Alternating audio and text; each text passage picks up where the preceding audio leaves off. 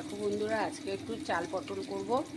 তা আমি তো গোবিন্দভোগ চাল দিয়েই করি, তোমাদের এখনও দেখানো হয়নি। তা আজকে একটু দেরাদুন রাইস দিয়ে করব। এখানে একটু দেরাদুন রাইস ভিজিয়ে রেখেছি, দেরাদুন রাইস দিয়ে করবো। পটলের সঙ্গে একটু আলু দেবো,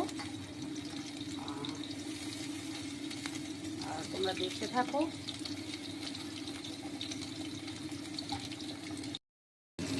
পটলগুলো একটু লাল লাল করে ভেজে নেবো, তারপরে আলুটাও পরে ভেজে নেব। আলুটাও লাল লাল করে ভেজে নেব। এরপরে জিরে, তেজপাতা, শুকনো লঙ্কা আর একটু এলাচ, দারচিনি দিয়ে একটু নাড়াচাড়া করে একটু লাল করে নেবো, হালকা করে লাল করে নেব। আলু ভাজা হয়ে গেছে। আর এরপরে এর মধ্যে দিয়েছি তোমার কাঁচা লঙ্কা বাটা আর একটু আদা বাটা, আর দিয়েছি একটু কাজু বাটা। আমার ভাজা হয়ে গেছে। এরপরে এই মশলাটা দেবো। এর মশলার মধ্যে আদা বাটা আছে, কাঁচা লঙ্কা বাটা আছে আর একটু কাজু বাদাম বাটা আছে। তা এখন এর মধ্যে দিয়ে দেবো একটুখানি হলুদ গুঁড়ো, একটু জিরের গুঁড়ো আর একটুখানি হালকা করে একটু ধনের গুঁড়ো দেবো। এই মশলাটা নাড়িয়ে চাড়িয়ে তার সঙ্গে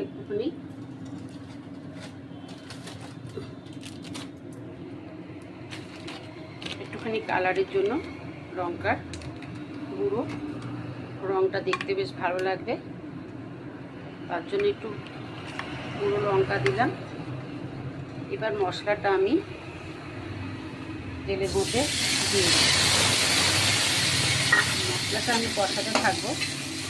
কষাতে কষাতে যখন তেল বেরোবে তখন আমি আলুগুলো দিয়ে মশলাটাকে আরেকটু ভালো করে কষিয়ে নিয়ে তারপরে চালটা ঝরিয়ে এর মধ্যে দিয়ে দেবো।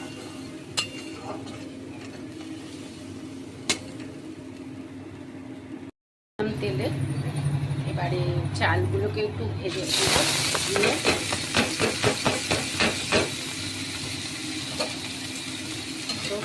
নাড়াচাড়া দিয়ে নেব।